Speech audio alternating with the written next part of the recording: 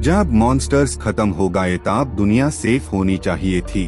फिर लोग रात में गायब क्यों होने लगे और हर जगह सिर्फ एक हाई वार्निंग लिखी थी, trust no human. Main character अपनी फैमिली के साथ डिनर कर रहा था, पूरा परिवार साथ बैठा था, लेकिन माहौल थोड़ा अजीब था क्योंकि टीवी पर बार बार सिर्फ एक ही चीज दिखाई जा रही थी। देश भर में इमरजेंसी अनाउंसमेंट। टीवी पर अनाउंसर बोलता है, आज रात 7 बजे से लेकर सुबह 7 बजे तक हर क्राइम लीगल होगा, मर्डर, रॉबरी, टॉर्चर, सब कुछ। इमरजेंसी सर्विसेज अनअवेलेबल रहेंगी। God bless America. पूरा घर कुछ सेकंड्स के लिए शांत हो जाता है क्योंकि ये कोई नॉर्मल रात नहीं थी, ये थी द पर्ज। वो एक ऐसी रात जहां इंसान अपने अंदर का जानवर बाहर निकालते थे। पिता तुरंत माहौल हल्का करने की कोशिश करता है। वो फैमिली को समझाता है, घबराने की जरूरत नहीं है, हमारे घर में सबसे पावरफुल सिक्योरिटी सिस्टम लगा है, कोई अंदर नहीं आ सकता। लेकिन उसकी बेटी क्लियरली इरिटेट हो चुकी थी। उसे अपने पिता की ये फेक पॉजिटिविटी बिल्कुल पसंद नहीं आ रही थी। वो गुस्से में उठती है और अपने कमरे में चली जाती है। लेकिन जैसे ही वो कमरे में पहुंचती है, अचानक पीछे से कोई उसे पकड़ लेता है। लड़की डरकर चीखने ही वाली थी कि तभी वो देखती है उसका बॉयफ्रेंड सीक्रेटली कमरे में घुस आया था। वो उसे सरप्राइज देना चाहता था, लेकिन लड़की पैनिक हो जाती है क्योंकि उसके पिता उस लड़के को बिल्कुल पसंद नहीं करते थे। दोनों की उम्र में काफी फर्क था और अगर उसके पिता ने उसे घर के अंदर देख लिया तो बहुत बड़ा सीन हो सकता था। लेकिन लड़का कॉन्फिडेंस में कहता है, मैं आज तुम्हारे फादर से बात करूंगा, मैं उन्हें कॉन्विंस कर दूंगा। उसे बिल्कुल अंदाजा नहीं था कि आज रात कॉन्विंस नहीं बल्कि सरवाइव करना पड़ेगा। उसी समय घर का छोटा बेटा सिक्योरिटी कैमरास देख रहा था। तभी उसे बाहर गेट पर कोई दिखाई देता है, एक घायल ब्लैक आदमी जो सड़क पर खड़ा हेल्प के लिए चिल्ला रहा था। उसके कपड़े फटे हुए थे, पूरे शरीर पर खून लगा था और वो बार बार कह रहा था, प्लीज कोई मुझे अंदर आने दो, they are trying to kill me. बेटा डर जाता है लेकिन उसे उस आदमी पर दया आ जाती है। इधर छोटा बेटा सीक्रेटली सिक्योरिटी सिस्टम बंद कर देता है ताकि वो घायल आदमी अंदर आ सके। लेकिन जैसे ही मेन गेट खुलता है, पिता अलार्म की आवाज सुन लेता है और उसके होश उड़ जाते हैं क्योंकि पर्ज की रात किसी स्ट्रेंजर को घर में लाना मतलब मौत को इनविटेशन देना था। वो तुरंत सिक्योरिटी सिस्टम वापस एक्टिवेट करता है, लेकिन तब तक देर हो चुकी थी। घायल आदमी घर के अंदर घुस चुका था।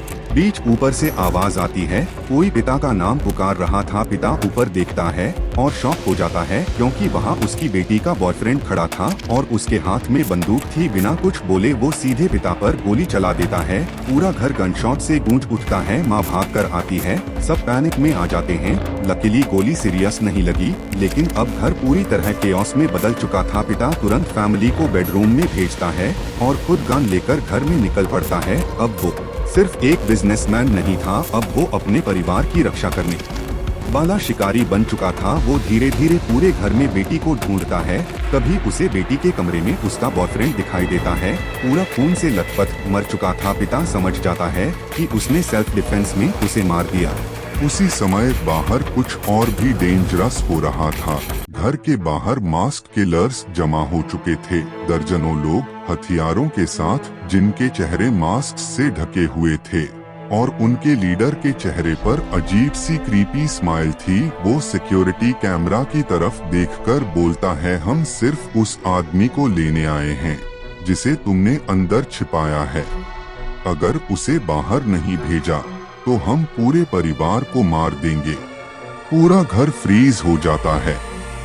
अब ये सिर्फ सर्वाइवल नहीं था, अब ये डिसीजन था एक आदमी की जान या पूरा परिवार। अचानक पूरे घर की बिजली चली जाती है।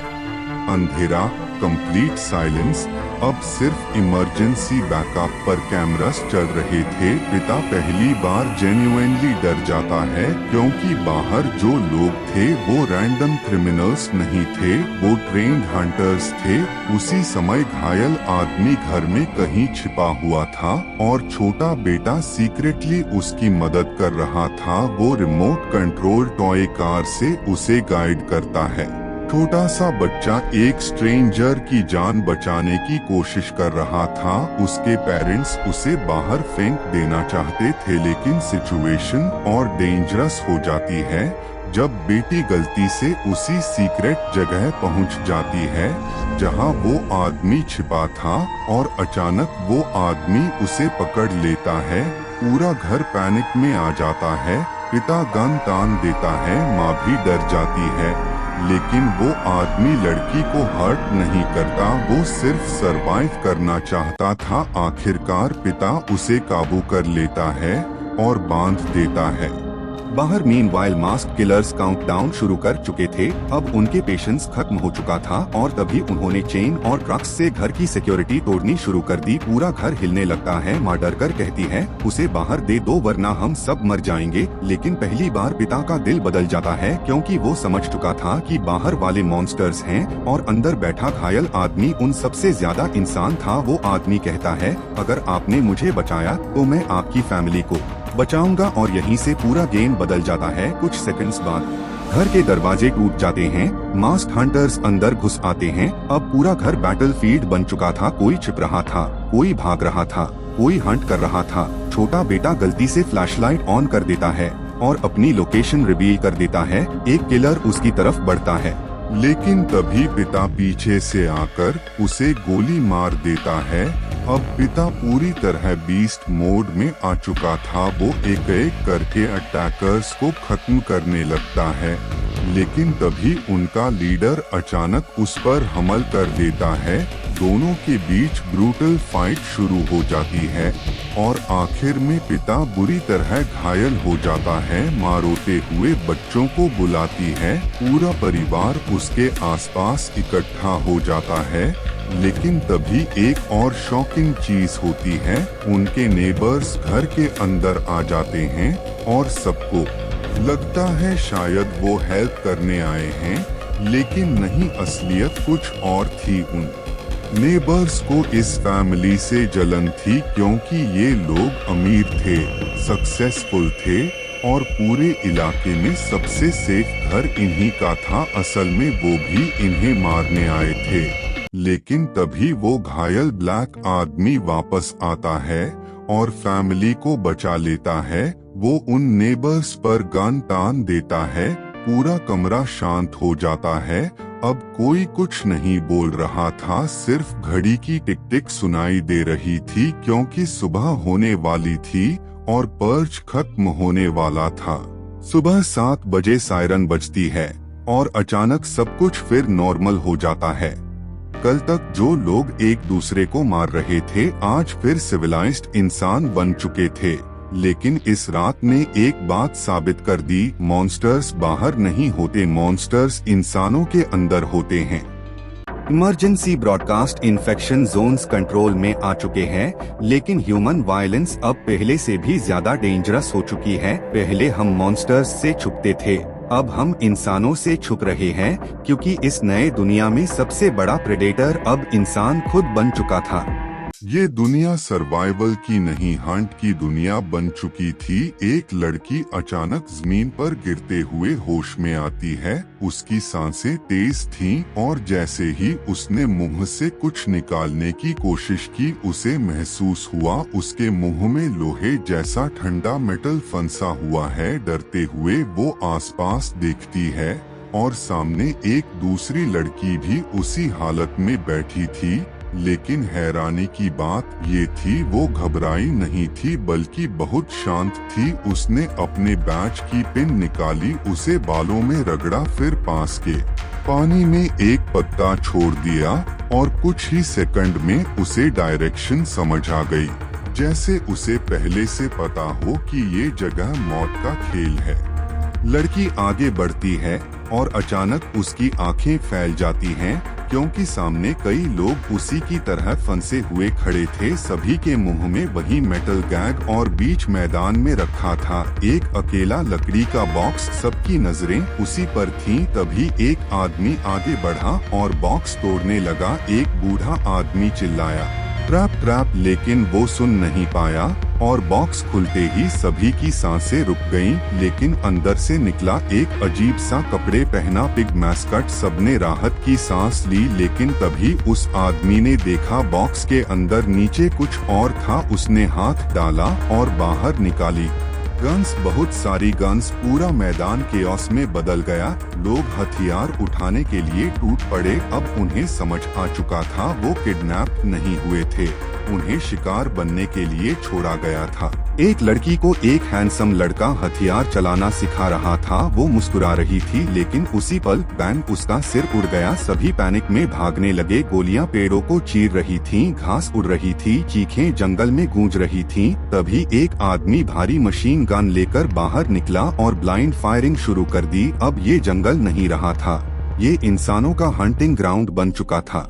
कुछ लोग जंगल की तरफ भागे, लेकिन सामने था बार्ब्ड वायर फेंस। लोग कपड़े डालकर ऊपर चढ़ने लगे, लेकिन आखिरी बूढ़े आदमी पर अचानक एरोज की बारिश होने लगी। फिर भी मरने से पहले उसने अटैकर्स पर हमला करने की कोशिश की, क्योंकि उसे समझ आ चुका था भागने वालों को नहीं, डरने वालों को मारा जाता है।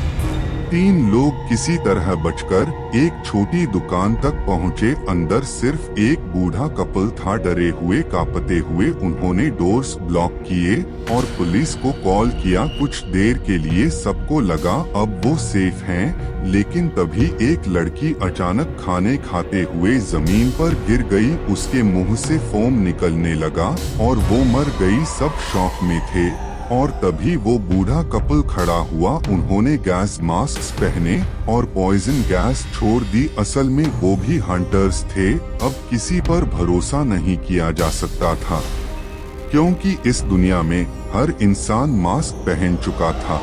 कुछ देर बाद एक नई लड़की दुकान में आई, शांत, कॉन्फिडेंट, बिल्कुल बिना डरे। उसने सिगरेट मांगी, लेकिन जब बूढ़ी औरत ने पैसे गलत लौटाए, उसकी आंखें बदल गईं, क्योंकि उसे समझ आ गया था ये नॉर्मल लोग नहीं हैं। और अगले ही पल उसने पूरा गेम पलट दिया। उसने दोनों बूढ़ों को मार दिया, स्टोर सर्च किया और अंदर छुपी बॉडीज देखकर कंफर्म हो गया ये पूरा हंटिंग सेटअप था। वो एक मोटे आदमी के साथ रेलवे ट्रैक्स तक पहुंची। उन्हें दूर से ट्रेन की वाइब्रेशन सुनाई दी और जैसे ही ट्रेन स्पीड कम हुई, दोनों ऊपर चढ़ गए। लेकिन अंदर इलीगल माइग्रेंट्स बैठे थे और तभी बॉर्डर आर्मी ने ट्रेन रोक दी। डॉग्स, सोल्जर्स, गन्स, पूरा माहौल वॉर जोन जैसा हो चुका था। लेकिन सबसे डरावनी बात अभी बाकी थी, क्योंकि माइग्रेंट्स में छुपा हुआ था एक हंटर। कैंप में पहुंचने के बाद धीरे धीरे सच सामने आने लगा। असल में कुछ रिच पीपल सीक्रेटली ह्यूमंस का हंट करते थे, सिर्फ एंटरटेनमेंट के लिए। उन्होंने इंटरनेट पर लोगों को टारगेट किया, उन्हें किडनैप किया और जंगल में छोड़ दिया। लेकिन उन्होंने एक बहुत बड़ी गलती कर दी। जिस लड़की को वो नॉर्मल विक्टिम समझ रहे थे, असल में वो थी एक्स मिलिट्री सर्वाइवर और अब हंटर्स खुद हंटेड बनने वाले थे।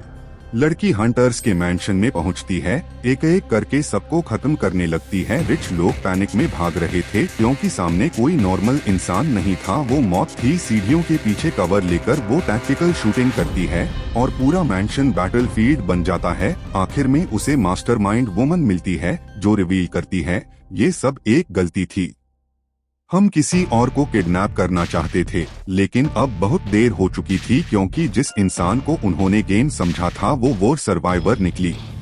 सभी हंटर्स मर चुके थे। मैंशन खामोश था और लड़की खून से लथपथ धीरे धीरे कुर्सी पर बैठ गई। जब दुनिया मॉन्स्टर्स से भर जाती है, तब इंसान सरवाइव करना सीखता है।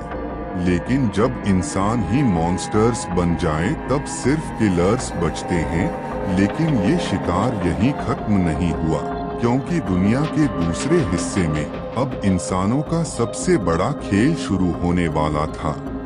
क्योंकि अगले चैप्टर में जो लोग भाग गए थे, अब उन्हें सिर्फ सरवाइव नहीं, एक दूसरे पर भरोसा करना भी सीखना पड़ेगा। लेकिन इस दुनिया में भरोसा सबसे डेंजरस चीज बन चुका था।